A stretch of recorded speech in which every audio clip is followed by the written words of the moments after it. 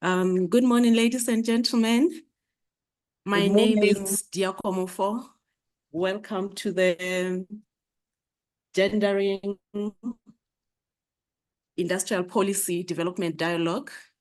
As by way of background, this development dialogue will look at TIPS research on South African women's economic outcomes. It provides an overview of women's economic outcomes, focusing on employment in industry, at industry and occupation level, business ownership, and earnings. So in this context, it explores the implications for industrial policy and in particular decisions on sector strategies. So this is an opportune moment on this Women's Month. We're going to get insights on this topic from the presenters. We have our two presenters, Dr. Neva Makgetla from TIPS and Nokwanda Maseko from TIPS, and our discussant, Josephilda Ntlapo-Hlophe. So I'm going to read out their bios so as a form of introduction, so that when they come and present, I no longer have to do a long introduction about them. So Dr. Neva Makgetla is a senior economist at TIPS. She has published widely on South African economy and worked for many years in government. Nokwanda Maseko is also a senior economist at TIPS. Her work is at the intersection of industrial policy, gender, and the just transition. She previously worked as a budget analyst at the National Treasury and as an assistant director for industrial policy at the Economic Development Department. Our discussant, Josephina Ntlapo-Hlophe, is she's an outcome facilitator responsible for social protection and social cohesion and leads engagement on the G20 working group at the Department of Planning, Monitoring, and Evaluation. She served as chief policy analyst in the advisory services in the Directorate on economic issues in the presidency from 2008 to 2010. She was also a member of the National Planning Commission Secretariat for the National Development Plan in the presidency from 2010 to 2014. As part of her career, she has developed evidence-based policy programs, streamlined monitoring and evaluation processes, and implemented innovative national development strategies. So as part of the housekeeping issues, I'm going to allow 15 minutes per presentation, and I'll indicate when you have 5 minutes left. I hope that is adequate time. So then that will leave us with 30 minutes of discussions. For the participants, both in the room and online, please note your questions for discussion, and we will take the Q&A session at the end after all our three speakers have presented. So I'm going to call, so I'm made aware that Nokwanda is the one who's going to start. So please take the floor, Nokwanda.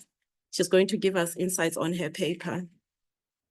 Morning, colleagues. As we sort out the presentation, well, most of the room knows me. My name is Nokwanda Maseko. I am a senior economist here at TIPS.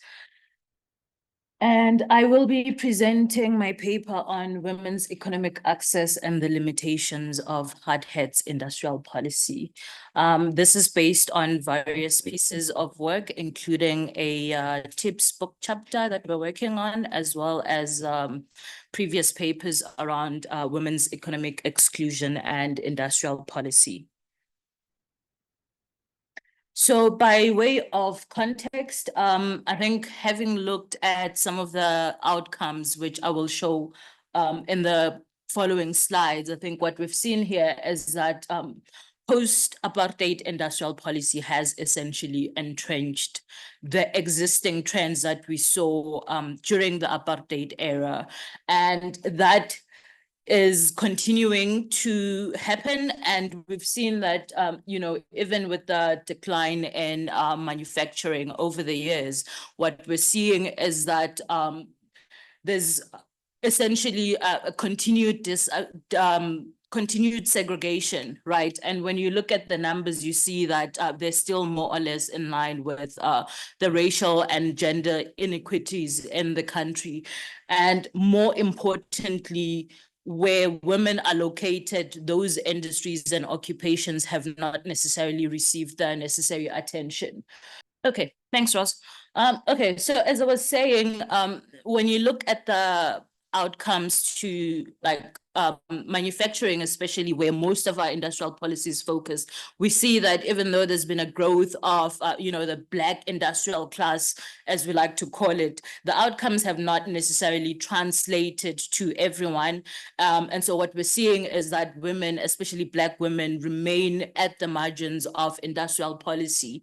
And then when you look at the outcomes within occupations and industries, we see the continued entrenchment of these trends, where essentially when you look at race and gender, oftentimes gender is just a good proxy for location within industry and occupation. And we continue to see as well that, Black women remain the least likely to be in paid economic activity, and where they are, I know I'm going to keep pounding this point, but when Black women are in economic activity, where they are is generally in low-level occupations where, there's limitations to what they can achieve in the context of industrial policy. And one point that Neva is going to speak to, which I think is also very important, is around the role of social services and services more broadly, which have not been expanded as they should be in support of industrial policy as well as economic development more broadly. Roz, can you please take out the thingy at the top? Yeah, but so these are the outcomes. And here what we're seeing is essentially the share of employment by industry. These are industries where where employment is more than 10%. I have included manufacturing here for women, but we see that, essentially post-2010, women's employment within manufacturing is at around 10% or less than that, which is to say, of all the employed women, less than 10% are in manufacturing. And where we see the most women is in community and social services, as well as personal services. And generally speaking, these are services that are funded by the state, so education, healthcare, for example. And so there's a sort of overcompensation and over-subsidization by the state to respond to sort of the failures of industrial policy in terms of its giving opportunities to women within industries that have been considered as core to industrial policy. When you look at the role of men and where they're located within industry, you see a sort of more equal representation, right? Whereas, so this is essentially what I was saying around women's employment in manufacturing being under 10%. It was at around 10 point something percent in the 2010 specifically, and has since gone down. There was a slight recovery in 2022, marginal. And then here I disaggregated the share of women's employment by race. And just as a note, I combined colored and Asian just because the data is very small for those two groups. It's not like a representation of cultural homogeneity or anything like that. Okay, so when we go back to the different industries, we see once again that within manufacturing, Black women are less likely to be represented.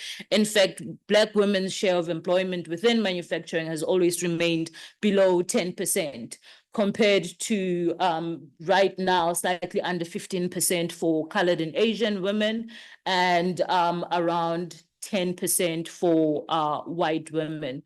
Where Black women are overrepresented is in private households. So that is as domestic workers, for example, where there is minimal, if any, protection. And we've seen that even with COVID, where big losses in terms of employment were seen during the COVID pandemic. And these are the sort of jobs where whether you've been working there for 10 years or not, when the time comes for big crunch, you are essentially the one who is going to lose the job. And then again, we see that there's a very big share of Black women in community and social services. Again, that is important because it reflects an overrepresentation in industries where the state is a big player. We'll probably expand on this particular topic at a later point, but that's just to clarify where some of the location is. And then this one, I know that there's too much text in this particular graph, but it had to be done. So anyway, this is a representation of occupation within manufacturing, and this is women's employment within manufacturing. And importantly, okay, didn't do that one there. Importantly, what we see here, particularly here, is the underrepresentation of Black women within senior roles in manufacturing. There has been some growth, but growth to 4% is essentially not really that much growth. On the other hand, we see a very big chunk of white women, especially employed in senior management roles within manufacturing. Where Black women are most likely to be represented is within crafts and related trades, as well as plant and machinery operations. Time, Liako? Okay, cool. So I can go back. Oh, wow. Okay, cool. So interestingly, what we're seeing here again for Black women is that there was a sort of increase amongst clerks and services from the 2010s, right? So there was like a slightly higher rate. But as we've seen over the years, so from 2010 to 2021, there has been a decline, similar with employment in crafts and related trades. On the other hand, we've seen like general growth in women's employment, particularly for white women in some of the important areas like as legislators or senior managers. And I know I'm running through the numbers, but really what is important to keep in mind is that these numbers are a representation of where the limitations of industrial policy has been. And in the sense that there has really not been a whole of government and private sector intervention to make sure that policy and action at enterprise and government level actually responds to the things that have kept, to the factors that have kept women outside of these core industries that have been in sort of support of industrial policy. And in part, that's reflective of, apartheid era investment in heavy industries where, you don't necessarily find that many women. So as Black people generally, we have a lot of nurses, teachers, and, those kinds of occupations in our families. I think the numbers generally might look very different amongst white people and amongst Asian and colored people, for example. And that is what it reflects in these numbers, in the sense that that has continued. It hasn't necessarily, there hasn't been any effort to sort of change these dynamics. And again, we see it in terms of small business ownership. Thank you, Neva, for this graph. I'm going to use it everywhere. Again, so on the left is the formal sector business ownership, including agriculture. On the right is informal business ownership. And again, we see that Black women are heavily represented in the informal sector, even though there was a slight decline between 2010 and 2022. In part, I think that's reflective of COVID, because generally speaking, there hasn't really been that much growth in terms of then women moving into formal small businesses. And in terms of the formal sector, women account for around a quarter of small business ownership, but most of that, around half of that, is made up of white women. Black women account for less than 15% of small business ownership. And again, that is important because it reflects, some of the limitations around access to funding, access to equity, access to different things that enable business ownership. Okay, so to move through these slides quickly. So here what we see is DTIC incentives from 2017-18 to 2021-22.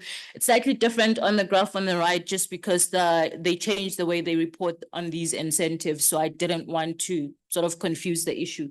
But what we see here is really the continued spatial inequality that continues to entrench deeper structural inequality in South Africa. So when you look at the graph on the left, that is where the bulk of DTIC incentives have gone provincially, and almost 100% of them have gone to Gauteng, Eastern Cape, and KZN. Some has gone to the Western Cape, obviously, but provinces like Mpumalanga and Northwest continue to receive a very small part of these incentives. And part of what this reflects is, I don't want to say over-investment, but it reflects very large investments in the automotive industry, which is why we see those incentives mostly correlating with the provinces where automotive manufacturing happens. Where we would see, services as part of state investment, DTIC was trying to do this business processing thing a few years ago. I don't know if they're still doing it, but you see on the right there that in 2018-19, that incentive access essentially then disappears. See the same thing with low incentives for agriculture and agro-processing, where there's a high share of women operating in those areas. There is, again, very high investment on automotives as well as industrial infrastructure, but industrial infrastructure does not necessarily reflect the kind of infrastructure that, women need to be participating in industrial policy more broadly. I think the one program that exists that aims to support women was around access to export markets, but you can't export anything if you're not making anything or participating, in the sort of manufacturing process. So essentially, as I try to wrap up quickly, what I think is important to think about are some of the factors that continue to entrench this thing, that continue to sort of keep women at the margins of the economy, right? And what we're seeing right now is that there are no clear interventions for increasing women's access to industrial policy. We see that reflected in how the industrial policy action plans were written. We see that in the master plans. I actually did the Control F thing, and there's over the IPEPs that have been published and over the master plans that have been published, I found perhaps less than 50 mentions of women, and none of them say this is how we're going to actually, there's no planning out. It's just, oh, women are a vulnerable group, which is, that's great. We know we're a vulnerable group, but what are we doing about it? And I think there's also the issue of, asset ownership and what can be done around that. Interestingly enough, again, this is a point that I like to raise because I think it's so important. Black women actually have very high property ownership rates compared to women of other groups. So like white women, Indian, colored women. But the biggest problem there is in part, those houses have been subsidized by the state, right? And generally the value of those houses is less than 250,000. Most of them are under 250,000.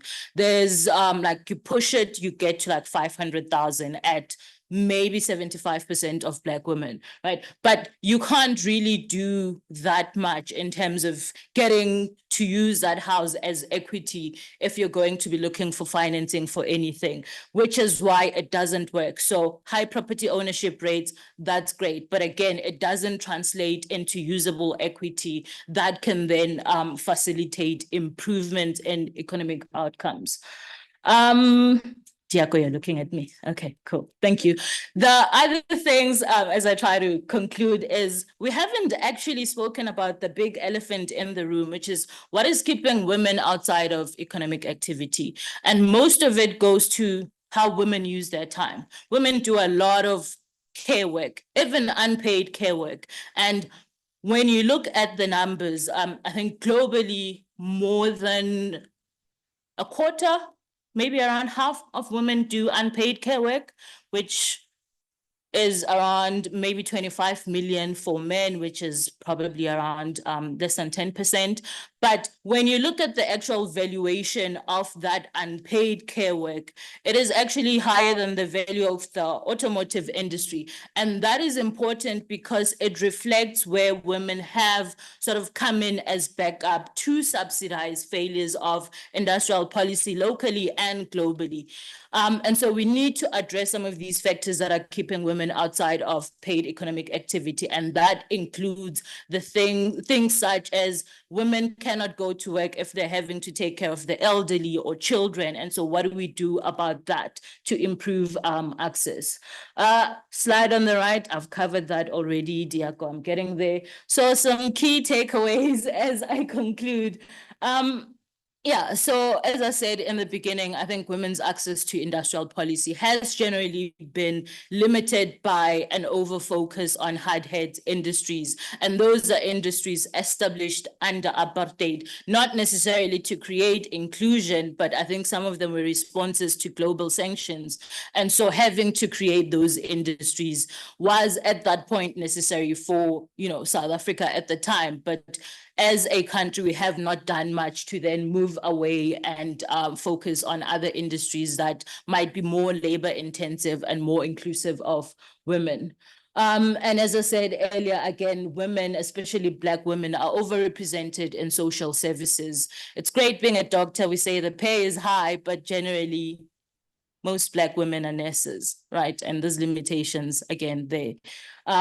Which is not to say nurses are not important. Nurses are very important, but we undervalue that work. And so I think that's a factor that we need to focus on again. And we need an all-of-government intervention. We need to move beyond women are a vulnerable group. I don't have all of the solutions, but I do think we need to move from the point of vulnerability to 1, 2, 3 steps that we can do to actually achieve the things that are necessary to improve women's economic outcomes. Thank you. Thank you, Nox. Our next presenter is Dr. Neva Makgetla. Neva, the floor is yours.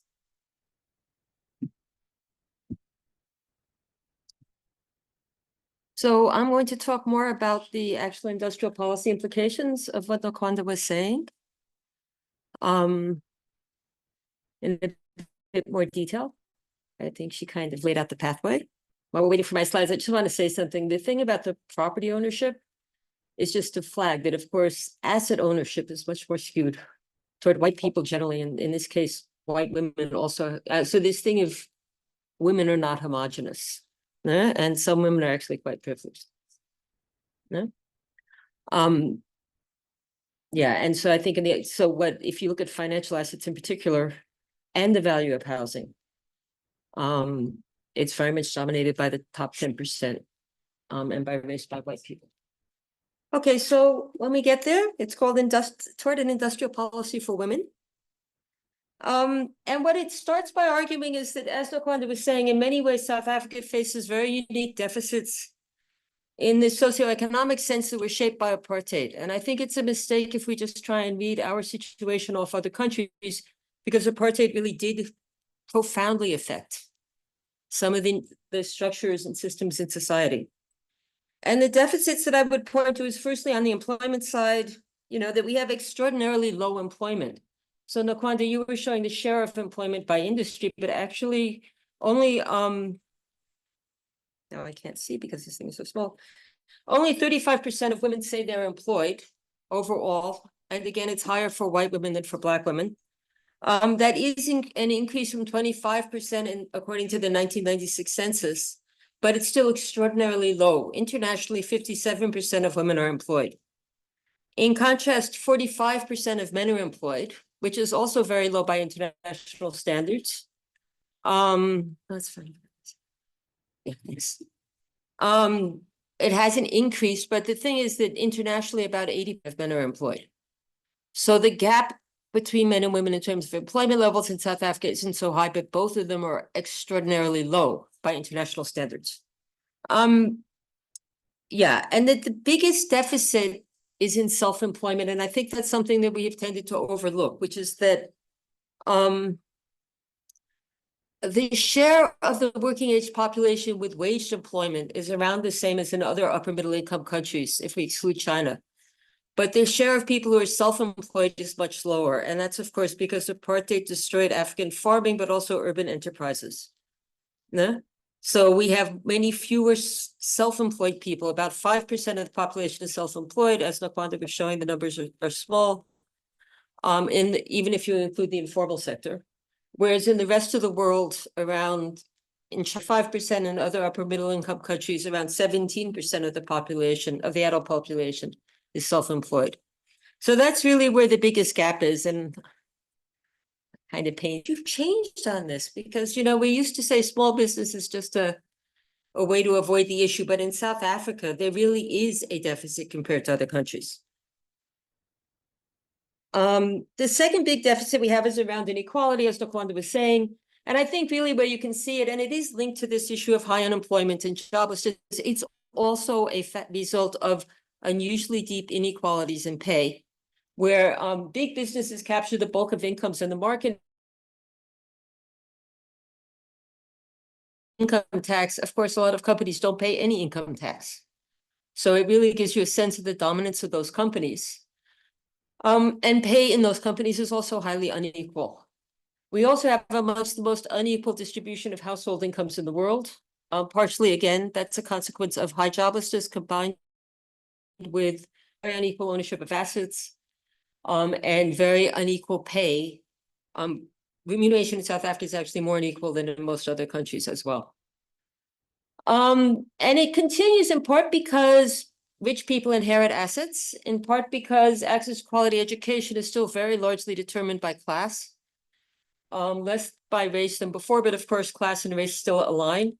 And also is access to adequate infrastructure. So it's very hard to be economically engaged, and particularly for women because of the burdens of household work.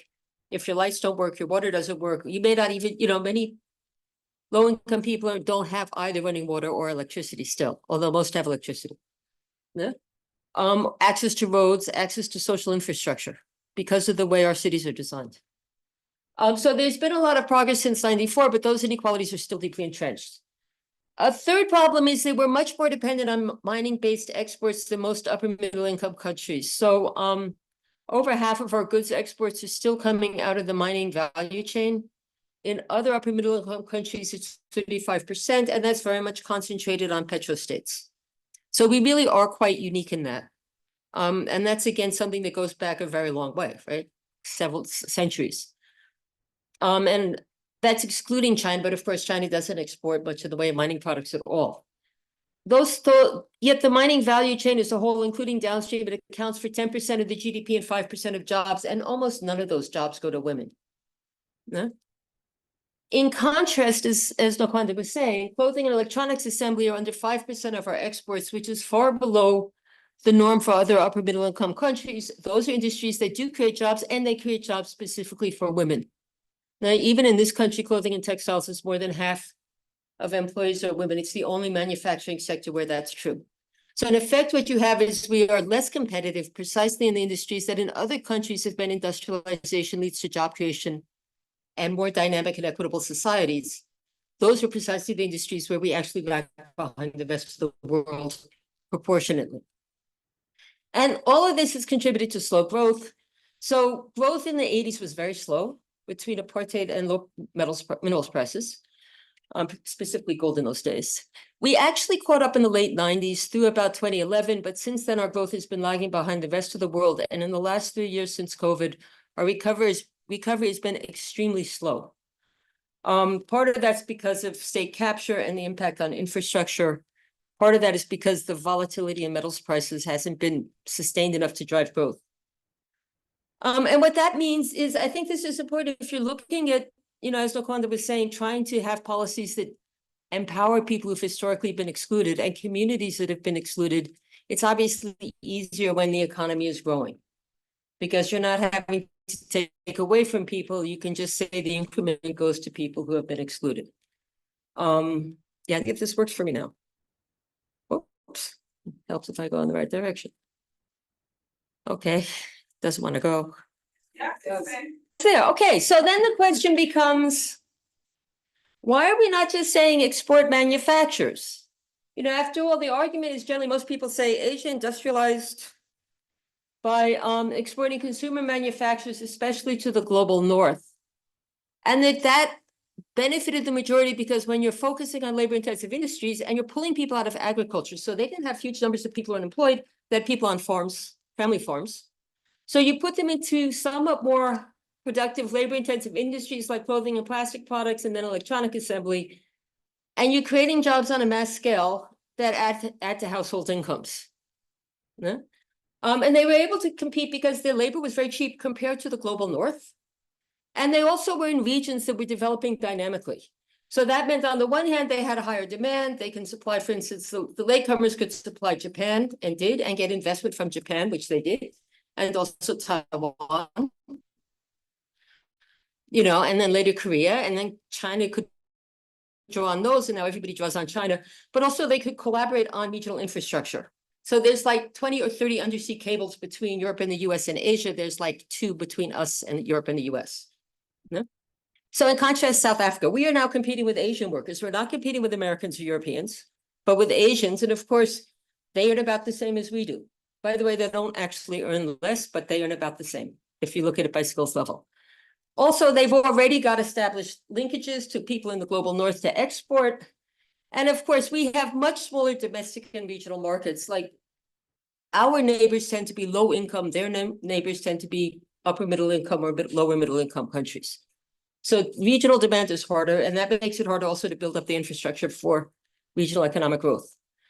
Really, the only thing that's broken into international manufacturing trade is auto assembly and a few niche products, most of which come out of mining. Like we are world-class exporters of protective clothing for mining and construction. Yeah?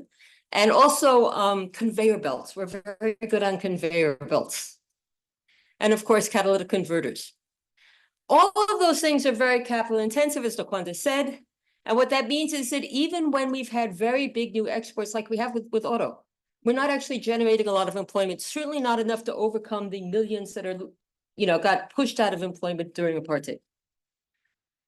Where we've seen successes in labor-intensive activities since '94 has been horticulture, cultural services, health and education, where particularly exports appear as foreigners, particularly from the region, but also from overseas, come here for treatment or education.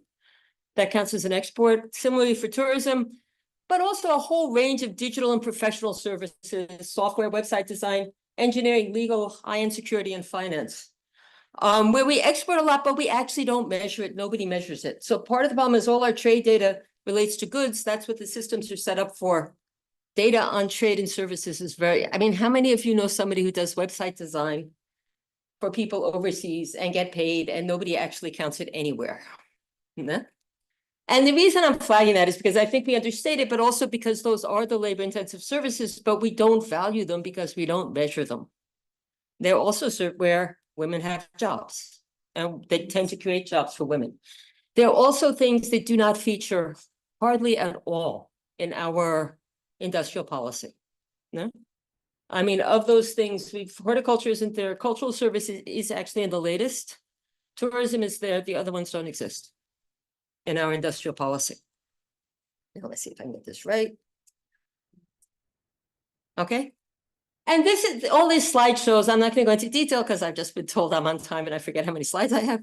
But what you can see from that red line, that's international job creation. And what it's showing is that internationally, most jobs have come from services. Manufacturing has actually tended to decline internationally. So there's been growth in some countries, losses in others, but overall there isn't net growth. So that's why we're competing for those jobs. It's not like we're creating new jobs from an international standpoint, but services, the employment has tended to go up in recent years. Now, part of that, we have a big paper on services, which is you can read online, but basically the really big issue is partly also that there's been an externalization of services over the last 200 years from manufacturing and other producers of goods production. So things that used to be done in the household or inside the company are now outsourced and counted as separate industries. So it's quite hard to say the decline in manufacturing, for instance, if they've outsourced their cleaners to a cleaning agency, you'd see growth in cleaners, decline in manufacturing. But still, a lot of that is those professional services like accounting and legal and so on that might have been done in-house before. Now they employ other people. Nonetheless, suggests we need to keep up with the curve. Okay, so what would an industrial policy for inclusive industrialization in South Africa look like? Firstly, we need to be clear about the aims of our industrial policy. And I would argue we've tended to focus on technological upgrades and exports in themselves, when in fact they should be a means to solving our socioeconomic problems that were created under apartheid. And what that means is we can't just copy other countries because we have different problems.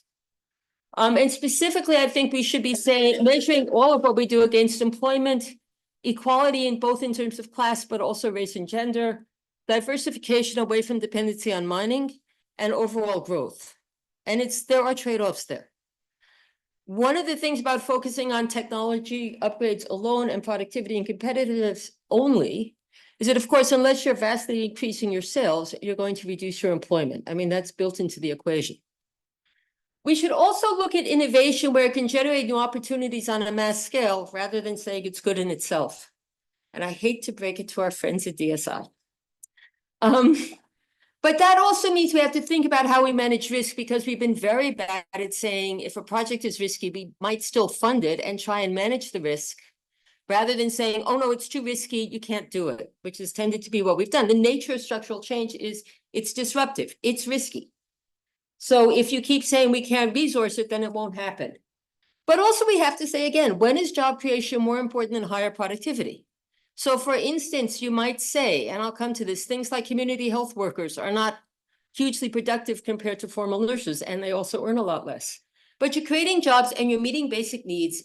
Maybe it is worth providing some kind of subsidy there. And largely women. And for established business, we should really stop saying we're going to restructure them dramatically, but rather say, how do we make sure as a minimum they get the government services we promise them, like electricity and water and freight transport, and get them also to say, how do we hold down input costs? Because a lot of those commodity-based industries, they're viable because South Africa produces very high quality, low cost commodities, raw materials, but we then tend to not benefit from that downstream. So to come a little bit more detail, The industries we should be looking at that we don't look at, labor-intensive industries, that means services of all kinds, also forestry and agriculture, where you can do contract schemes to support smallholders, construction, including things like public works schemes, solar installation in townships, home building and upgrading, where you're improving communities, by the way, densification is part of that, obviously, making the society as a whole more efficient. It might be worth saying, how do we subsidize small businesses to do that? Rather than acting like, well, those people can't pay, so we won't do it. Also then in manufacturing, could we focus occasionally on light manufacturing, which we've tended to neglect, food processing, clothing, by the way, not textiles, but clothing. So what we've done in this country is allow, again, upstream textiles to charge quite high prices and put in tariffs. And then downstream clothing can't expand because they can't compete on quality. And other labor-intensive consumer goods, like we've talked about.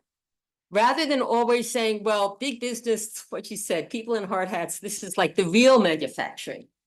And ignoring the fact that the economy has changed in the last 50 years globally. This requires really different kinds of production systems and clusters and relationships between enterprises and the way value chains function. And specifically, we need more small producers who can meet local needs or feed into value chains locally or internationally. And what's critical for that, because all of those of you who have been in government know this, government is no good at supporting decentralized systems. So you need to think about how do you use intermediaries, whether it's local government enterprises, private enterprises who are contracting out, or social enterprises, which also do a lot of support for these kinds of systems. And how do we think about that? And how do we fund them, given that budget rules make it very difficult? How do you also then support township enterprises, similar kinds of issues? And that doesn't mean building, heavy industry in townships. Nobody wants heavy industry on their back door. The idea of township enterprises was to say, how do we improve the quality of life in townships and provide employment nearby? Not to say we're going to, throw a steel mill into the middle of your quiet neighborhood, because nobody, rich people don't like that. I don't think poor people like it much either. But think about how do you actually build up entertainment, Okay, I'm sorry. I know I'm running over time, but I have to say, I have family in Mangaung, and like when they put a nightclub down the street, it transformed everybody's lives. Didn't have to go to town for everything. Yeah, and then also again, think about how you increase labor intensity in the public services by bringing in possibly less qualified people, but more of them. Yeah? And it does require big changes. What sectors and industries do we support? That means changing the structure of government departments. For instance, what are the sector desks responsible for? Where do we have capacity at the DTIC for these new industries? The scale of support for intermediaries, how we manage risk management, but also payments, because it's very hard if you've been in government, to sustain small businesses, just to pay them becomes difficult. And then to ensure there's support across the state, as Nokwanda said. And just to say what it means for established industries. Sorry, you can't see this, but Liako is looking at me quite nervously. No, it's fine. I don't know where I am on time at all. Sorry, I lost track because of the beginning. Overtime. 2 minutes. Oh, okay. Shouldn't have said that. Okay. We need to. The thing I would really emphasize is for established business, it means we need to be very clear about what we can do for them, what we can't, because we have limited resources. If we're focusing on new things and restructuring, we can't always provide the support for big business that we have in the past, but we need big business as well. So we need to say, we need to be very targeted and responsive in how we support them. And the one thing I would really say is we really have to focus on competitiveness and growth and not on rescue operations. And too often our industrial policy responds because we get lobbied. I mean, most recently we saw it with ArcelorMittal, but we've seen it with poultry. We saw it with sugar. We've seen it with clothing forever, and we could go on. So we're not actually saying how could they grow and become stable. We're saying how do we stop them because they can't deal with the competition, whether it's domestic, in the case of steel, it's actually domestic competition or foreign competition. So if we're going to protect them against competition, it should only be where they're going to become viable in the long run, and not just to say, oh my goodness, they're going to lose a couple thousand jobs, so we have to protect them at any cost. And then we don't do the things that would create tens of thousands of jobs. And that means we have to be clear about what services we will guarantee and then make sure they work. We have to make sure licensing is efficient as possible. we have to focus on cutting costs, not protection. And this comes back to this issue of rents. A lot of our industry is commodity-based. The rents tend to be captured by the commercial farmers and the mines. That is to say, they charge export prices, even though their costs are lower. And instead of making sure that at least some of those profits are used to make our manufacturing more competitive, they just allow to charge the international price. So we might as well import those things. We get no benefit from it as a country in terms of industrialization. And you can see that, like I give some examples, but also to say, how do we incentivize upgrades in work organizations, technology and product lines? And by the way, increasingly, that also means getting off grid on energy and putting in renewable energy, which is very expensive upfront. So government has an important role to play in financing, but is cheaper down the line and makes our whole country more efficient, as well as helping with climate change. And so the takeaways would be, if we want to address the continued economic subordination of women that Nokwanda has described, our industrial policy really has to look at how do we address our specific socioeconomic needs. And we're not Asia, and we're not Europe, right? We have to say what's important for us. And then how do we ensure structural change to meet those needs? And I would argue we have to walk on two legs, and there are trade-offs, if only because government has limited resources. We have to, on the one hand, massively, like really massify programs that can create opportunities, empower our people through innovative programs, but also how do we help established producers to become more competitive rather than just helping them because they feel like they're losing ground somewhere. And that means also we have to change the way the state functions quite fundamentally. Firstly, to prioritize, to be very clear about our priority aims and programs across the state. Like you said, that's the basis for alignment. Right now, you know, it's easier because we've always had a coalition government. It just was a coalition within the leading party. Everything is a compromise, and it's easier just to add everything on and not try to prioritize. But if we're going to be accountable to the electorate, then we have to address their needs, and we have to prioritize those needs more ambiguously. Within the DTIC, we have to say, what are the sectors and clusters we can support? What are the programs we can support that will actually create jobs on a large scale, whether through employment or through self-employment? That means shifting the industries we support and the way we support them. Part of that is saying, how do we manage the risks that result from structural change instead of just running away from them? And that, by the way, will require a big engagement with Treasury, which is extraordinarily risk averse when it comes to the economy. And then finally, there are, as Nokwanda said, very specific things that prevent the historically excluded people from participating, ranging from incredibly bad education in working class communities to gender roles. And we need to say specifically, what are those specific obstacles? You know, I always say part of the problem is, you know, the people who make policy went to Model C schools and historically white universities and often have no clue about the realities facing other people. And I think that it's important that we really think through from the standpoint of the people who we want to empower and give agency individually and collectively. What are the obstacles that they face? Thank you. Thank you, Neva.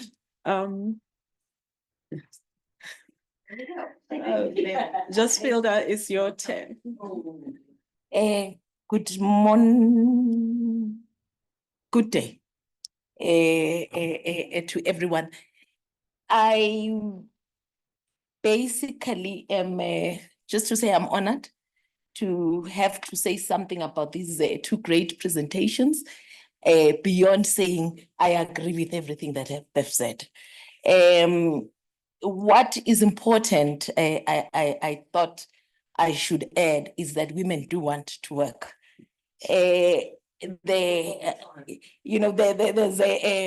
been a recent poll conducted by the ILO and others across the globe. Women were asked if they preferred to work in paid jobs or they want to just sit at home and care for their families or do both. And the research says that 70% of women, regardless of their employment status, prefer to work. So we established that women want to work. But over and above that, women want to work, and it is good that women want to work for the economy. And I can quote lots of global figures where they say closing the gender pay gap and closing the gender gap in terms of employment would give the global economy an extra 7 trillion US dollars a boost, and it could add also to GDP. It is also good for society because it reduces gender-based violence. And those that know the National Strategic Plan Against Gender-Based Violence, they would know that I think it's pillar 4 or 5 that talks about empowering women economically. But unfortunately, in spite of all of these good things, I think I need to tell this story, age.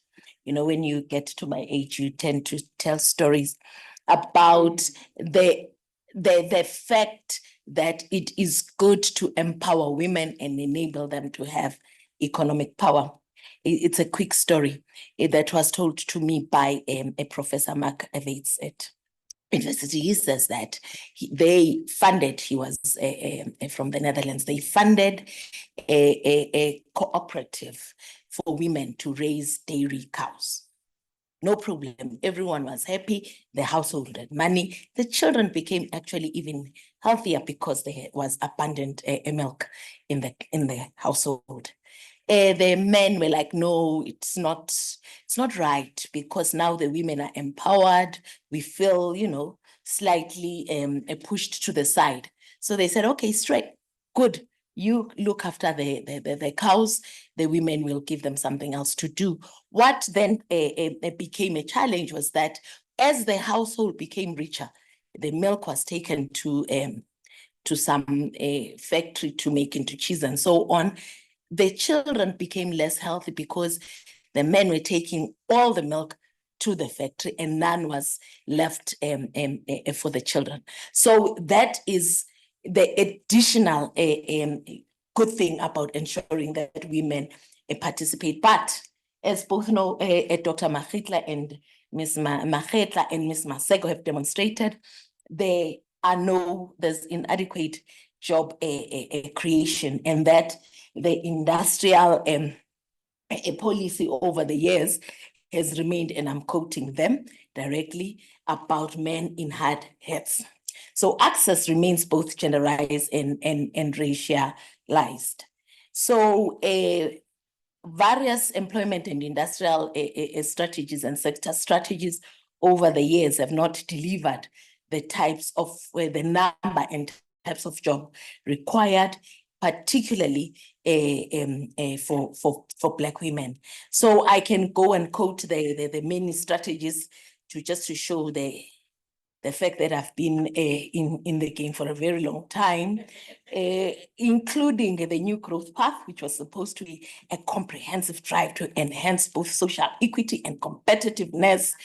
The various IPAP iterations, and most recently, the Economic Reconstruction and Recovery Plan, which was given birthed in the 15th of October 2020. And there was a rapid evaluation that we conducted as DPME that suggests that some objectives were met, but not those of employment creation, and others that were not met, including transport infrastructure, reduction of crime, etc.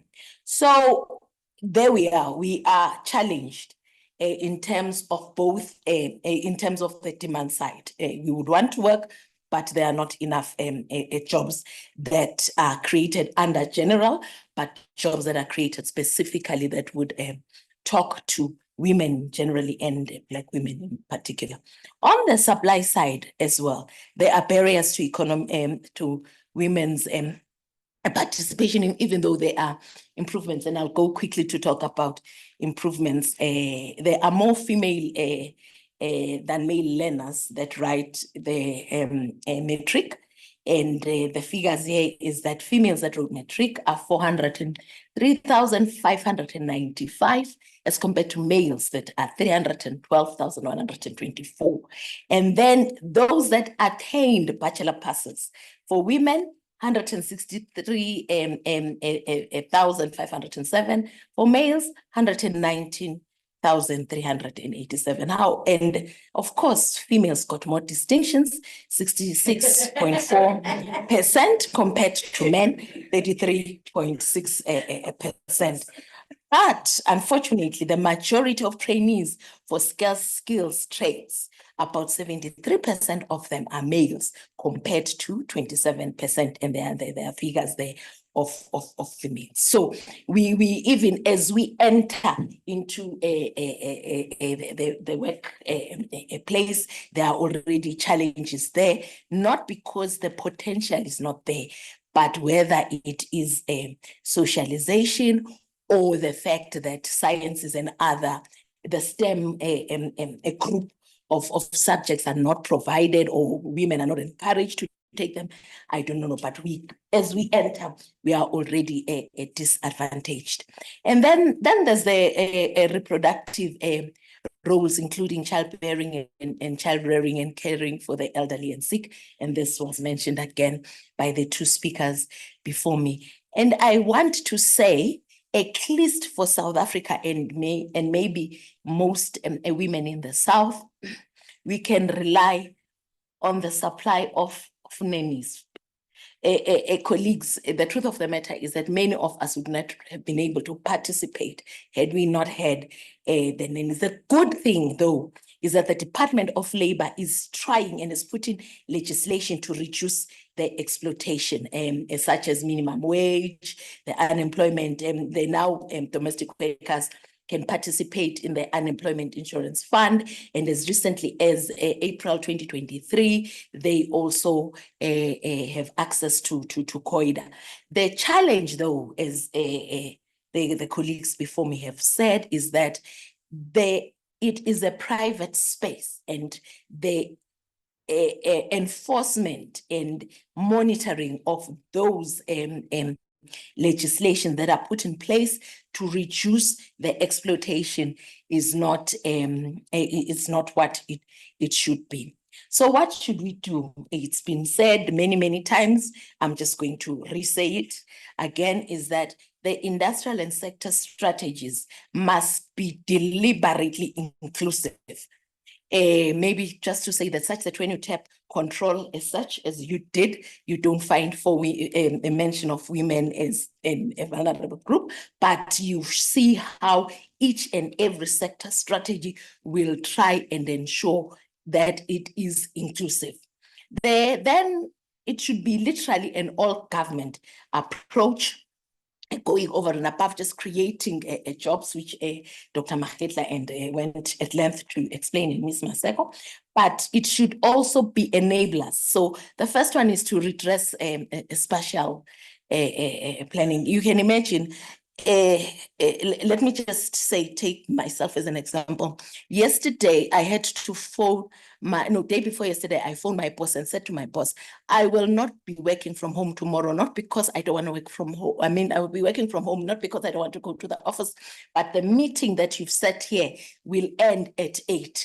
And there is no way I want to find myself in town that late and then drive all the way home. So there is need, and I have resources many women do not. So there is need to enable safe, reliable, affordable transport, ensuring that there is reliable basic services, water, and so on, but also safe workplaces. The National Strategic Plan on gender-based violence goes at length and actually it is one of those that are monitored at the highest of levels to ensure that each and every workplace has a sexual abuse and a strategy. And then there must be subsidized childcare facilities in the workplace. And then there must be a general change of attitude. One of the reasons that at a global level, because of COVID, women suffered the worst job bloodbath over and above the reasons mentioned here earlier. It's because the attitude was that we can let you go as a woman because you are just subsidizing the men. The main income earner is the men. You are just assisting. So it is important that we change those attitudes, and the changing of attitudes should begin at and age as early as in the education sector. We must replace sexist learning material in learner-teacher support. We must develop and implement safety plans for all modes of public transport. We must ensure that municipalities have gender-based violence and other mechanisms to reduce the fear of going to work and staying at work as late as one would want to do. There must be social media accountability frameworks developed that will define the cyber violence and adopting zero tolerance. And also there must be enforcement of all of these laws that we've talked about. So this all of a government approach to enable women participation beyond just the sector strategies, but all of these other pillars must be implemented. And if we are to have a genderized industrial policy. Thank you, colleagues.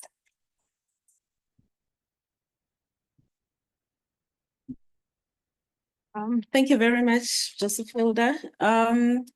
It's time for comments, questions.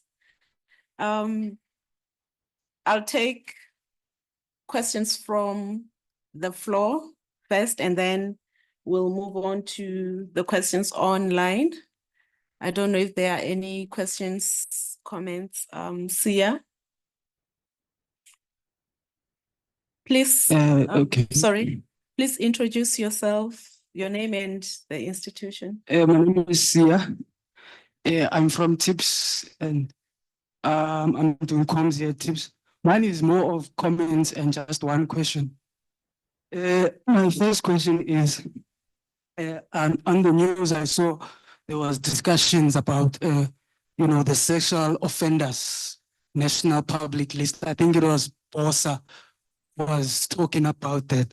I just want to hear your views about that. What are the benefits of having it at a company level? Executive members who had cases of GVB, but we wouldn't know. Because let's say it's my first time working somewhere. I don't know my manager before I arrived there. So I just want to get your views on that kind of list. Women and property, women having properties and all that. I feel like, so let's say, for example, in townships, in most townships, 80% of people who own the properties there are our mothers and grandmothers. But you'll find that many of these are RDP houses who has such old infrastructure from the early 2000s. Some of them, they are not disability friendly. Some of them, they are burning down because of our parents who don't have generators and money for electricity, so they use candles. And you'll find that these RDPs, they are not, they are not a property that you can be proud of. And some women, they are paying bonds on their own. So yes, you own property, but you are sacrificing a lot just to own this property. You can go out and have a girls' night out. It's either you pay for a bond or you decide, okay, I'm going to go out to Nokwanda this weekend. So it's tough. And another thing that I picked up is the issue of representation in companies. So yes, we have an executive that has, women. So let's say we have in management we have 2 women, but you'll find that in most companies a majority of these women, they are dealing with hegemonic masculinity, they are dealing with hegemonic patriarchy, and when they do want to raise their voice as an executive member, they have to deal with the fact that they must deal with their colleagues' patriarchy and all this. And these kinds of you know, how you said, Sis Josephina, about safety in the workplace. Do we take in consideration the emotional safety of women when it comes to having to deal with these kinds of patriarchal attitudes and some at a junior level might not be able to raise it and say, but, you know, we have someone here who's in senior, but her voice is not being heard much because of so much. Yes, we have women, you know, it's like in politics, they say roses, you know, they're like, you just have roses, the women are just there to decorate, which is, it's wrong. You know, yeah, so that's my, yeah, thank you. Presenters, respond to his questions, to your questions, and then, sorry? I'll respond to your questions and then we'll take another round. Okay, it's on, right? Yes. Okay. Thanks, Sia, for your questions. So I'll start with the property ownership. What you're saying is true. And I think on the basis of that is why we're seeing that Black women, even though they have those properties, cannot really use them. So for example, my uncle lives in an RDP house. I don't know when that house was built. To theoretically have a shower, it does not. It should have a toilet inside, which it does, but that also then depends on having buckets of water because there's no running water. So you have to have buckets of water in the bathroom just to be able to use the bathroom, right? And then the space is like, it's small. So you can't even do anything like start a garden, start dense population as well. You know, when I raised this point before, someone mentioned the fact that, you know, some of these properties you can have like you advertising on the side, but it does not always work because that also depends on location. So it might work on like the main street in Soweto somewhere, but people don't always live in the main streets, right? And so that is something that we also need to take into consideration. One, the fact that yes, those houses exist, but most of them are actually not fit for purpose in the sense that they're not safe, but they're also then not livable. Putting aside the fact that in most cases, those are also houses that are expected to occupy, in some instances, like 5 people or more than that in a 2-bedroom house. So it's generally a difficult thing to deal with. And then on the other thing that you mentioned, yes, I own property, right? And it also then, given the limitations of access, you know, economic power and stuff like that, I have had to make my own sacrifices. So yes, I am going to sit at home on the weekend, but that's because I decided, you know what, I'm going to have a house and then sit home every weekend. It's fine. But not many people have that opportunity, right? And in part because you then have to pay the rent. You have to be able to go to work, pay the rent, and then subsidize the 10 other people that you're supporting in your family. We don't talk enough about Black tax. And that is also part of what contributes to the inability to then use, you know, whatever income you might be earning as someone in a low level occupation to actually maybe start a business or improve your life because you have 10 other people looking at you for that general support. And we see that as well in the fact that the majority of people in this country that live and households headed by women, and it's a lot of households, they depend on grants. They also depend on you know, income from family members and not income from actual business. I will let Josephilda answer the issue of the offenders register, but before I move to that, are you also going to take the representation and pay track? But yes, the pay track is real. And I don't mean this in a bad way, but men ruin everything. Like they really do. And we've had that in like I was in a conversation maybe 2 weeks ago at the German embassy talking about gender and the just transition, and someone said, you know, we're seeing we're seeing increased levels of gender-based violence because now men don't have jobs in the mines. And it's like, a lot of people don't have jobs. Why are you taking it out on women? And so when we think about it, we think about women's economic exclusion as a result of women not being inspired or not aspiring to things. But part of the failures that have a reason, even with the just transition conversation, is that we're putting at the forefront, we're worried about, again, the hard hit industries, right? But we're also worried about not emasculating men, because we have to make sure that they're then able to go back to other employment. But that's not how we should be conducting policy. That's not how we should be implementing policy that is supposed to drive growth in this country. We cannot be infantilizing adults, right? And that is something that has to be baked in. Like, we're not playing house, is the point that I'm making. We're not playing house. We're actually trying to figure out how to improve people's lives at an economic level, at a social level. And so we need to figure out what to prioritize. And if someone wants to cry, we all have tears. So. Thank you. My views on a sexual offenders list, I think that's the question you asked.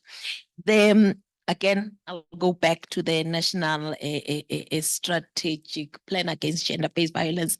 There is an intervention to ensure that the sexual offenders are in a list, so that if the person is, because usually what happens is the person is fired from a place A and they move swiftly on to place B to continue whatever it is that they were doing. We've seen it most recently in sporting codes, where a person is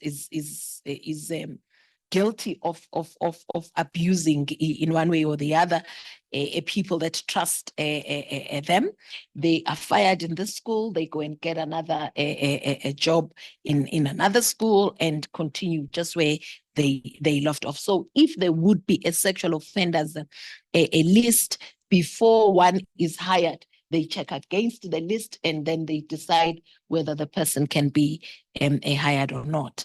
Safety in the workplace, then the sexual harassment policies are supposed to deal with that, but as we all know, that there are always power dynamics, number one. Number two, the offense usually happens behind closed doors, so it is usually her word against his, or it's just two people, and it becomes extremely difficult to enforce these sexual harassment policies, particularly because it's literally never a balance of probabilities. It is almost always you have to prove beyond reasonable doubt that indeed you were harassed at the workplace, even before you take it further to legal representation. So the laws, the policies may exist, but it's the implementation thereof within the context of unequal power relations. And can I just add that I think that's why this issue of women's employment is so important, because if women had, it's easy to say women are homemakers and that's why they don't have jobs, but it also works the other way around. All the evidence internationally and here is that if the jobs are there, people find another way to manage the homemaking stuff, and the real problem is that's why you have to expand employment overall and then make sure that women have real access to it. Because the thing that underlies gender-based violence is always the differential in power, and that goes very much back to the fact that people are dependent, and they just don't. And I just want to flag something, why the social grant, I hope you will restrain Treasury. The child grant going to women was a really important thing. And also the old age pension, that those things really empowered people who otherwise might not be very dependent on the men in their lives. And that was conscious at the time. So when they say they want to give it to families, it makes me very nervous, because who is the household head is always contested. No? And then the one other thing I wanted to say is, look, I think the thing we can get bogged down in the issue around how much a township house is worth, because we know they're not worth as much as, and that because there's no market for them, You can't really use them to leverage economic engagement the way some people at one point thought you could. But also it means we're ignoring the really big issue of these huge differentials in inherited wealth that we have never addressed. So we have progressive income tax, but we don't really have much progressive in the way of saying, how do we deal with the fact that if your family has money, you get a better education and you have a lot better economic opportunities, and you probably inherit enough to get a much bigger house without having to stay home every night. You know, and that maintains the inequalities that we inherited. And we need to talk about how do you manage that? And how far can you go in redistribution without actually, you know, imposing higher costs on society than you want? But we never even have the discussion because we're so afraid of the risks. Let's move on to online participants. We have 5 questions, comments. The first one is from Elise, and we have Peter, Titi, and Prathima. All right. So the first comment that came from Elise was when Nokwanda was presenting, and it goes like, yeah, it's so true. We all know women are vulnerable, but what are we doing about it? How do we measure gender inclusion progress? Where are the policies addressing the gender gap so that we can level the playing field in the next 100 years? And the second one, still from Elise, is that we need FM coin to measure females' contribution to GDP. It will allow transparent trade between females, to track expenditure on school fees, care time, putting food on the table, and contributing to local community development and trade and investment. The second question is from Peter Volp.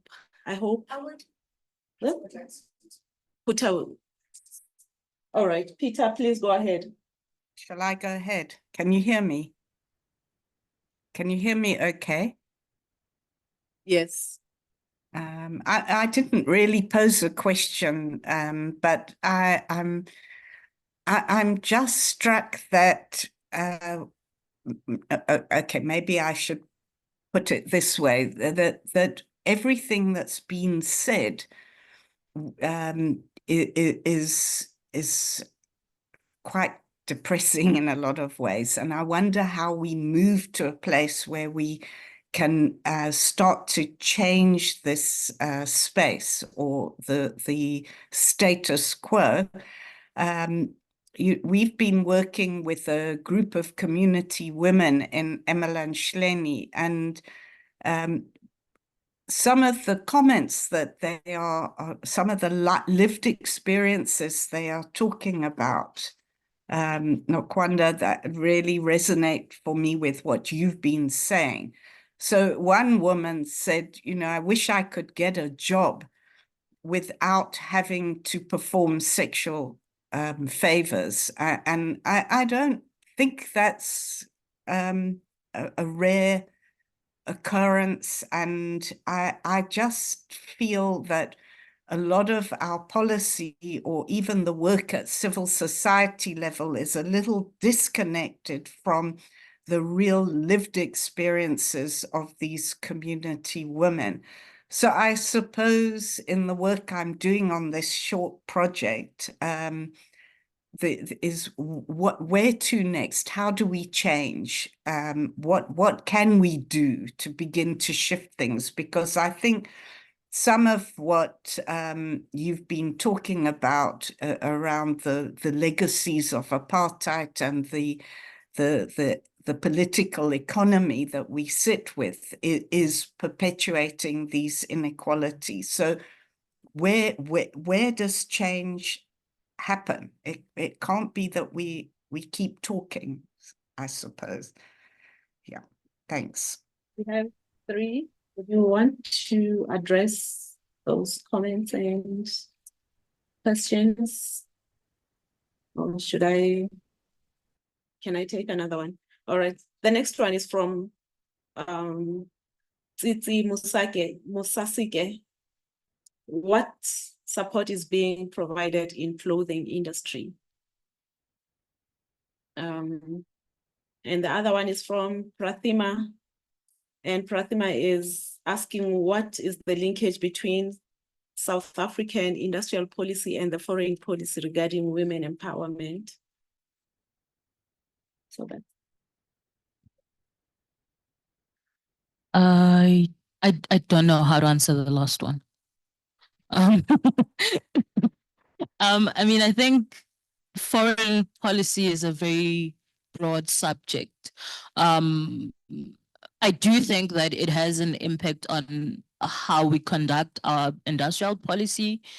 So you would have seen that, for example, with the conversations around AGOA and some of the maybe small threats around the removal of South Africa from AGOA. And in part, that was impacted by foreign policy, right? And South Africa's decisions around its support for Palestine, for example. And we are, as a country, signatories to different programs around, I think, gender-based violence, around, the sustainable development goals, for example. But I think the subject of foreign policy is a very broad one, and it does intersect with industrial policy. It's just very difficult to say it's difficult to say specifically this is how, for me, I would see the impact for this particular conversation. But yes, there are some intersections there. On the issue of support clothing, there are various programs that the DTIC supports.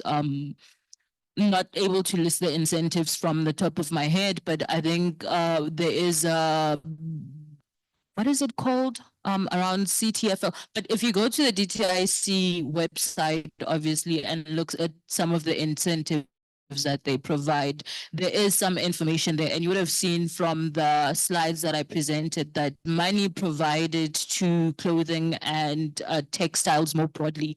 I think then access, obviously, to that money is also dependent on the ability to actually participate in the manufacture of clothing and textiles. And if you're outside of the economic power, if you're outside of the actual manufacturing process, then your access to that fund is going to be limited.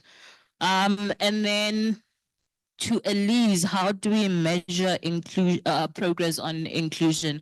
I think maybe Neva is going to want to add on that as well. But I mean, I think at a more basic level, it's about changes that we can see in the economic outcomes. So if there's improvements in women's employment, for example, that would be seen as progress, but it can't just be employment for the sake of employment. It has to be employment that's actually sustainable, employment that pays well, which is to say a living wage. And we can have conversations about what constitutes a living wage right now, but in part, it can't be that we're saying women are employed when it's really just sweeping the pavement. There is no straight path towards, development of further skills from just sweeping the pavement. And so I think we need to think more deeply about what constitutes proper employment, what constitutes proper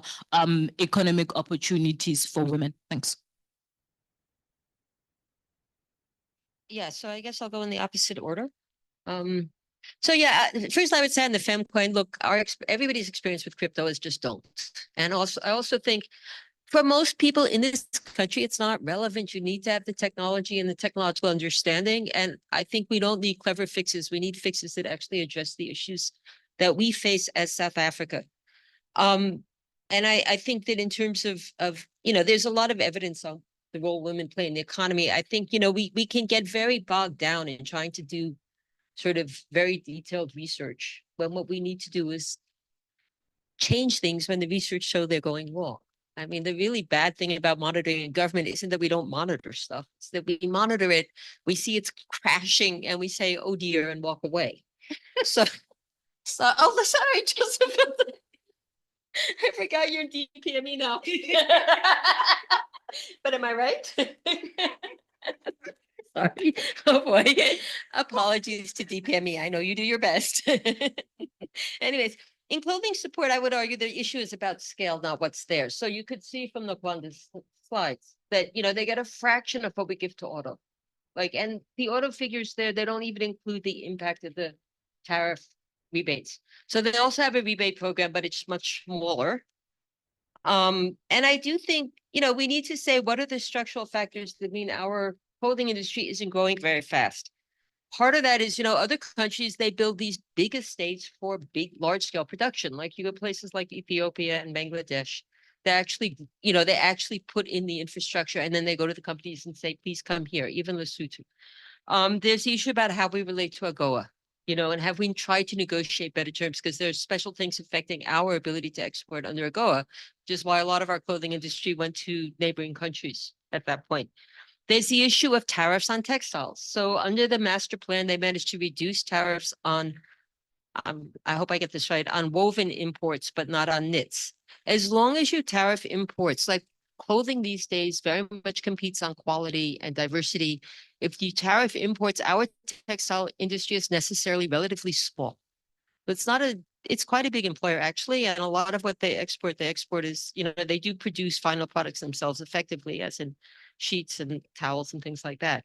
But as long as our clothing industry can effectively only use local textiles, it's very hard for them to compete internationally. There's the issue of how we think about some niches like fashion. We're quite big in fashion, protective clothing, things like uniforms. You know, how can we build on those? The alternative is, if we want to get into the really big exports of clothing, I think we have to be clear. You end up competing on pay and on freight costs and contributing to an environmental disaster, which is the modern fast fashion industry. So I think we really need to be, part of the issue is we've never really said, yes, it has driven industrialization in most countries.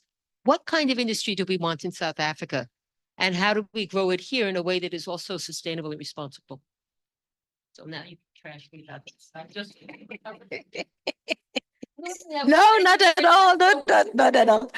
I actually wanted to try and say that it is depressing in a way, but there is light, maybe at the end of the tunnel, in the sense that at least we understand where we are, and we're very good at elaborating on where we are, and considering the fact that the structural inherited challenges, I don't know, I'm thinking maybe Bangladesh and others did not have our challenges of space, of spatial, of apartheid spatial planning, of Bantu education and so on, but people will say it's been 30 years. I wanted to come in terms of monitoring. We do a monitor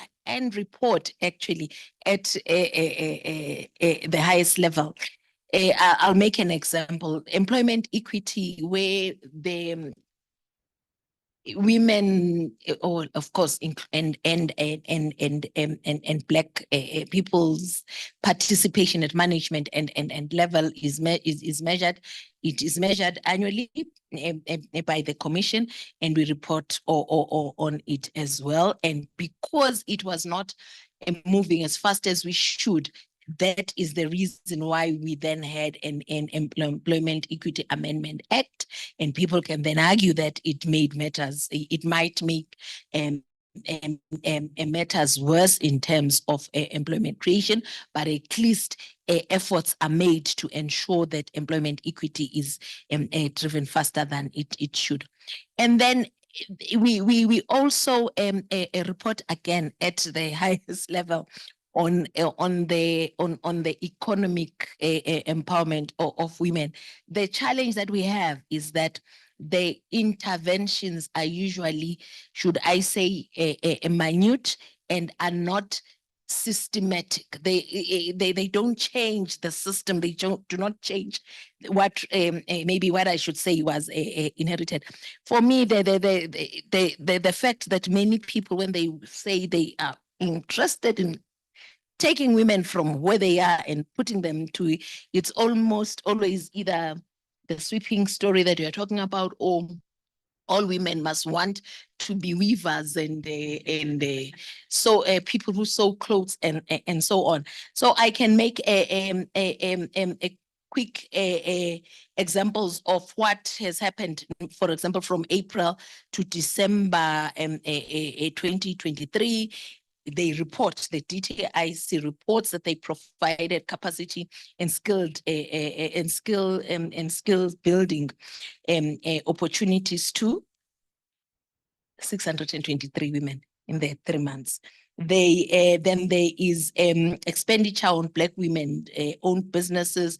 The Department of Forestry, Fisheries and Environment mentioned 52 million job opportunities for working for tourism, 3,173 job opportunities. I'm trying to show the minuteness and the fact that it does not change the structure of where we are.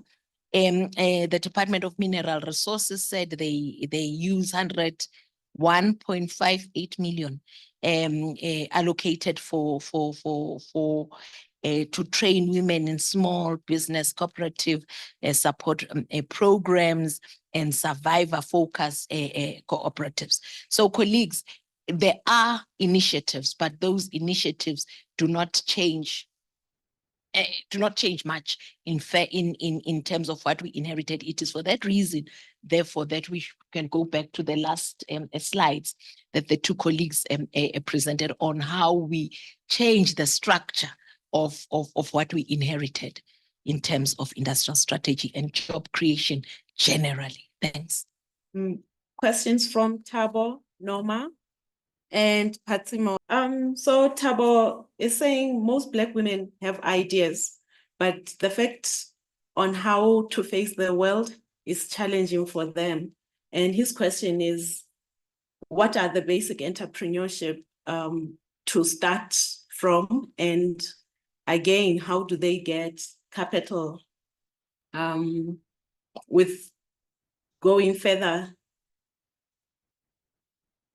measures, since men can take advantage of them? Norma is saying, Nokwanda, I had your legitimate critique of the master plans.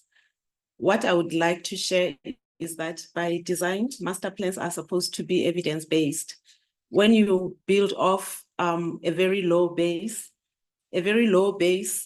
how do you then confidently set higher targets for women participation? How do we reframe the conceptualization of master plans to allow for ambitious smart targets? Patsimo is saying, does the just transition provide an opportunity to improve gender inclusivity within the industrial policy? How is the government addressing both issues together, and how could it? Thank you. So I'll start on the Black women and entrepreneurship. As I said before, I don't think the problem for women is lack of inspiration or aspiration, right? There's very systemic issues that we need to address. We can't, I think generally we've been a country of projects, right? We love projects because, you know, they're quick. We can put in 500 million there and then we say we've achieved this and that. And we can see it even with the decommissioning of Komati, for example. Yes, from an emissions reduction perspective, it's a brilliant idea. But the point is that that power station was decommissioned without an actual plan for what to do for, that community to make sure that there's actual opportunities. And from what I've seen is that, there's been skills development plans that have sort of been implemented. So some people were trained on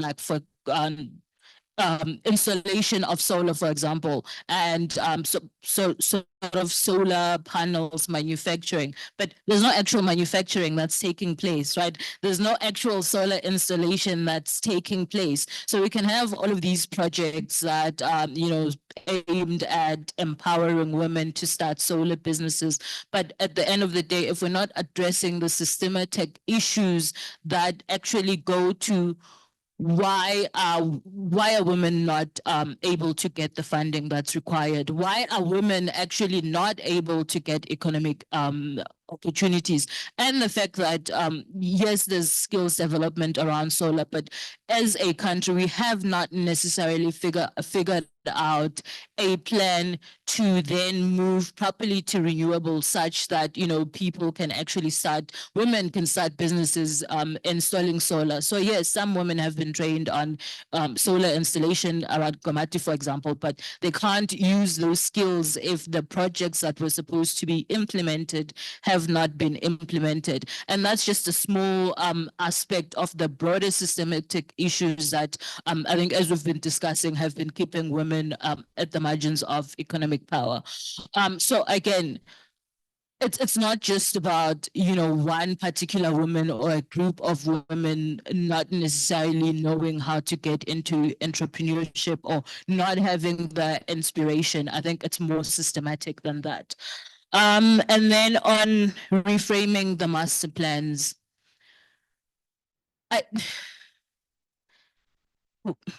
outside of the project, the other thing that we like is gender mainstreaming, which it's a cute term to be using, but the thing about gender mainstreaming is that we look at company level or even departmental level and say, hey, there's 2 Black women in positions of power, so how do we add more to that? But we never actually address the fact of why are there only 2 Black women in a position to be then promoted to higher levels. If we're not getting the bottom right, and that starts with proper quality education, access to other resources, and actually making sure that households have access to proper services, including, as Neva has mentioned, electricity, proper drinkable water. And there's a lot of communities in this country that do not actually have clean drinking water. And I don't mean that this water maybe has like a virus or whatever goes into, I mean, the water's brown. Like the water is brown. So unless we address those issues, we're going to always be in a project of gender mainstreaming where we're trying to find the 3 women in the organization so that we can promote one of them and then be able to say that, oh, we're actually improving women's economic outcomes. I think we need to think beyond that particular issue. And so on the master plans, we can't then just say we're going to slot targets around improving women's access on that. We actually need to think about at industry level, because those master plans are focused on industries, right? What is actually happening? It's the thing we see with the E&E that the National Treasury publishes, right? We have a KPI in there that says increase the number of schools built to increase it by 50%. But the number of schools that have been built is actually 1. So increasing it by 50% gets you to what?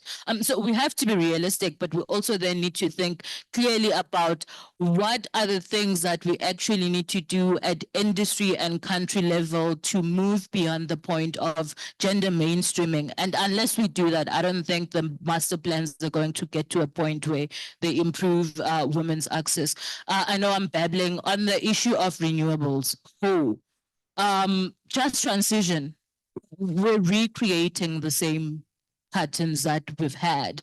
And that's because when you look at what South Africa is doing right now, we're talking about just energy transition, right? And again, that's a hard hit industry. And so if we're focusing on the protection of those workers, we're essentially saying we're protecting men. I'll let other people talk. of institutions in ensuring that women inclusivity and in ensuring women inclusivity, and also making sure that what we say we have put in place really makes an impact. Okay, I actually just wanted to talk about master plans because we just did a big project on them. All right. And so the thing I wanted to say is that, I would argue it's not about the targets in the master plans. It's that government was never really clear about what it wanted.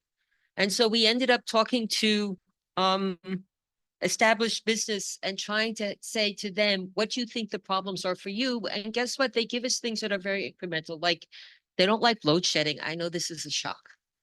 They don't like Transnet charging them more.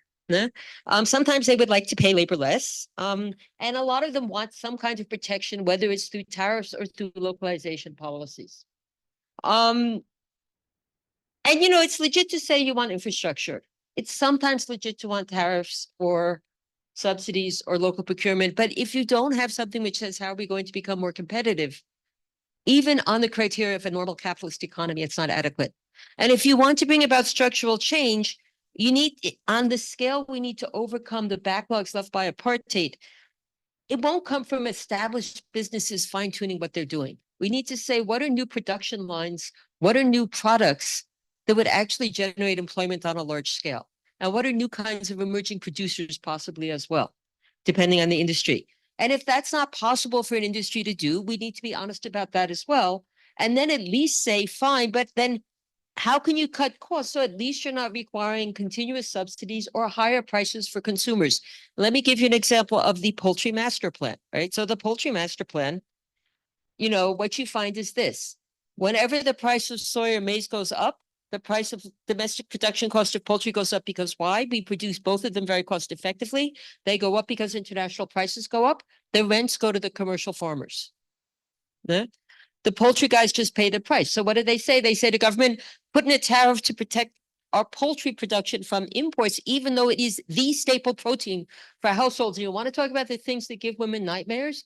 Price of chicken going up, at least by 20, 30%, because we put on an almost 70% tariff. Yeah? And specifically on individually quick frozen pieces, which is what working class households use. So rich people don't eat so much chicken, but for poor people, they can't afford beef. And you can see it in the consumption data. Yeah? And then the other thing is we said, well, you can export, but it turns out our chickens, we grow them too small to export.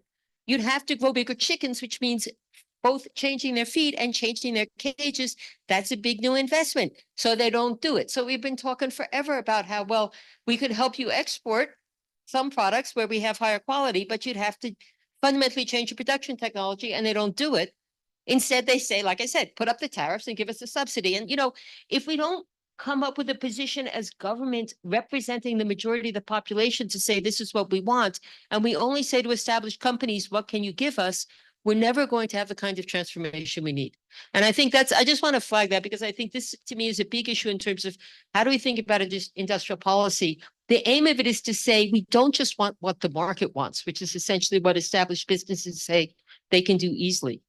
To say we want structural change that will overcome the structural malformation entrenched by apartheid. And we really need to be clear about what that means. And in that context, evidence-based doesn't mean monitoring targets. Sorry, just feel like. But rather, in this case, evidence-based was supposed to mean, how do we come up with realistic mandates for government negotiators to say, this is what we want? But also when businesses come to us and say, this is what we want, we can evaluate those claims and say, do they actually make sense? Will they lead to what they're saying? Are they actually understanding the realities of the situation? Because when you're in business, you also make mistakes. And if you've ever negotiated with business, they get it wrong. Because like the rest of us, they're not doing evidence-based work. They're relying on hearsay very often. And that's what we're supposed to be checking as well. Yes, I want to say, Neva, that you are correct. That is exactly what evidence-based policy is about. And so is monitoring. It also monitoring must be evidence-based. acting, you are correct. The whole value chain must be there. What usually fails us by us, I could even say at a global level, is acting once you have seen the evidence that says this does not work. We then have a tendency to do more of the same and hoping by some strange miracle this will work. It is the changing and adaptation with evidence. I wanted to quickly talk to, I can't remember the name, someone said, people have ideas. I agree fully. What Black women do not have is the cushion to take the risk, because it is risky to start a business. It is risky to be entrepreneurial, and most businesses fail within the first year or so of the year. So if you do not have the cushion, someone cushioning you, whether your parents, the wealth that Neva was talking about, you will then be very reluctant to keep on innovating and trying and being entrepreneurial. Thanks. Can I just add? But this is also the point that what happened in the apartheid, when you destroy small business as a class, you destroy the ecosystems, the services that made them viable, which would include things like, where do you borrow money? Do you inherit from your parents? You know, you go to other developing countries, people inherit a farm, or they inherit even just a business shop front in some place where there's a market, and they know where the suppliers are, and they know who they're selling to, and they have a little bit of accounting skills, and they know where they can get the funding, and they know where they can buy the inputs. All of those things got destroyed here, you know? And this is why I think the role of intermediaries is actually important, because you need to recreate that ecosystem. If you just say, here's some money, and the rest of it isn't there, you often don't, you know, you can't, how do you get to market if you can't get into the retail centers? If there's no, you know, we were talking about urban planning. We keep building like new housing areas, both RDP, but also informal settlements where there is no shopping center anywhere, right? And then you wonder why people go into town to go shopping, and you have the local sponsor shops maybe, but you're not getting much beyond that, you know? And so I think we really need to say, how do you think about all the things that small business needs, and how do you provide them in a holistic way? Which often does mean working to establish businesses, you know, like think about how franchises work, for instance, that kind of thing. You know, that otherwise you're saying to the individual, why don't you take the risk? Why don't you organize it? We'll give you some cash. Everything else you do on your own. It's not possible for most people. It's particularly not possible for women, because they do end up with more household responsibilities, you know? So yeah. All right. I would say this, my daughter is in fashion, and, you know, keep going. How do you survive in fashion? You either have something else entirely as a day job, or you marry somebody in finance. All right, we are running out of time. I'll allow one question. Sorry? Yes, so one question that I noted, yes. It's working. Sorry. Thanks, guys. This is very interesting and very informative. I just have, I don't know if it's a question or a comment really. Master plans seem to be sort of like the death of everyone in trade and industry across, you know, various sectors. Are they really worthwhile, the effort and time to keep them for us as a country? It's master plans, Neva. I'm asking if it's worthwhile for us to keep them, because it seems neighboring countries are not designing and or authoring master plans. So I'm just wondering if this is maybe too much of an effort. And I mean, I'm also concerned by someone else online who says that government is not clear about what they want from them. I think that was Neva again. And then secondly, there seems to be a lot of, I mean, you gave quite a lot of data today, but it seems that women aren't moving across industries within trade and industry. So we've got a high, you know, really Black women oriented labor in terms of both domestic and physical in very, you know, how should I say, low-lying skills base, but we're not moving. And it seems as though there's either a clog in the system or there's not enough pressure coming from one side and maybe suction coming in from the other side. So how is that going to get fixed? Yeah.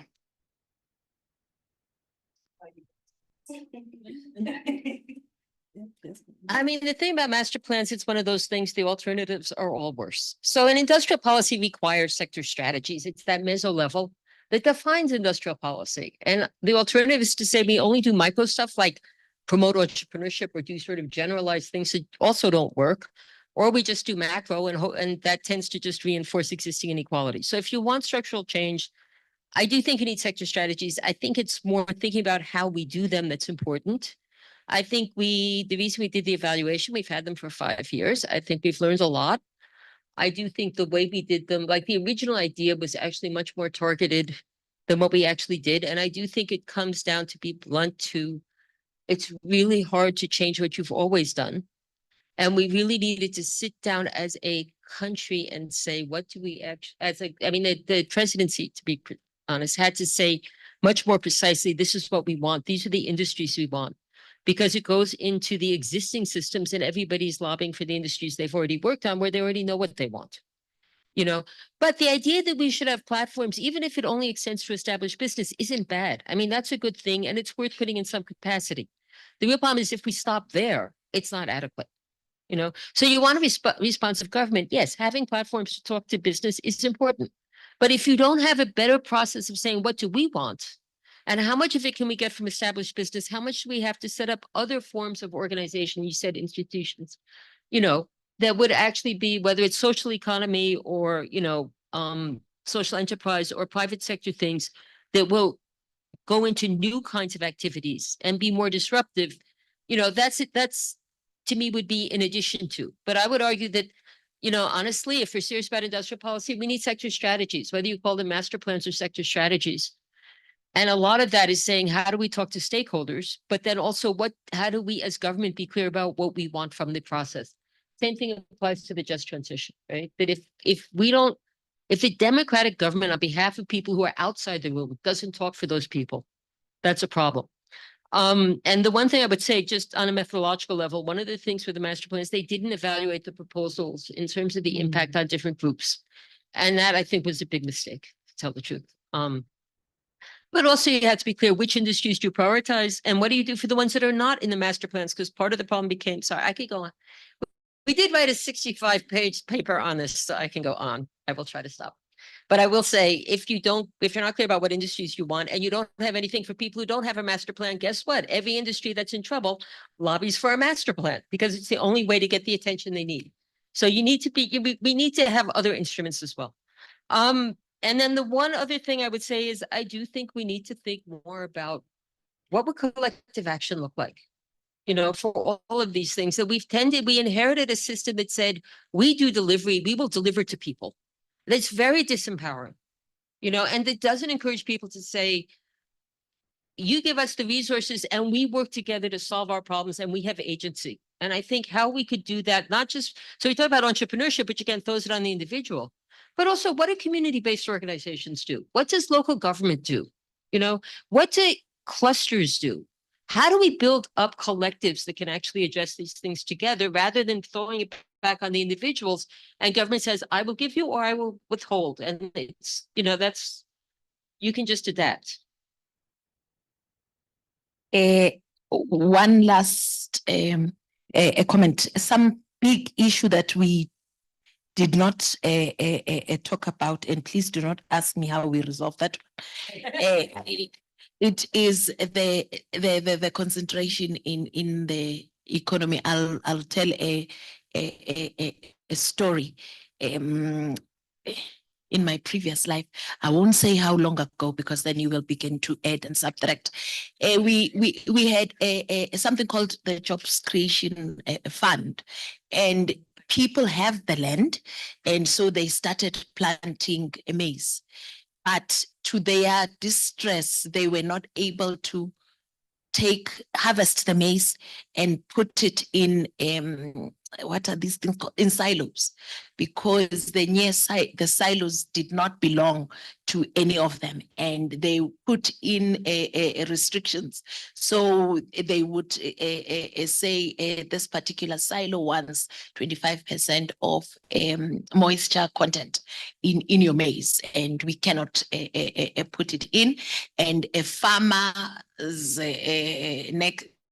and commercial farmer was able to produce maize that is exactly 25%, and it went into the silo so there are those issues that we inherited that we do not necessarily talk about. And why am I mentioning silos in the context of non-competitiveness, or it is because just before democracy, the four farmer cooperatives that were highly subsidized under apartheid then privatized these huge silos. And if you were a farmer that belonged to that cooperative, automatically you had access, and so did your son, and so did your son's son have access, and the rest of the community could not. So we have not dealt with those issues of vertical and even horizontal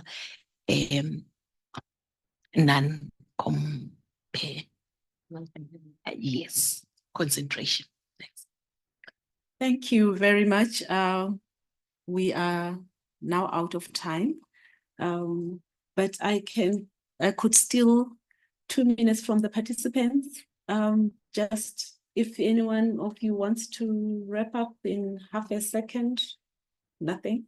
All right. Thank you very much to our presenters and discussants, Nokwanda Maseko, Neva Makgetla, and Josephine Ntapo-Hlope.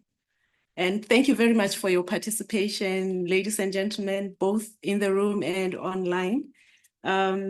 We have, for the participants in the room, there are refreshments. You are invited to have some, and the very best of the rest of the day. Thank you very much, everyone, for your participation.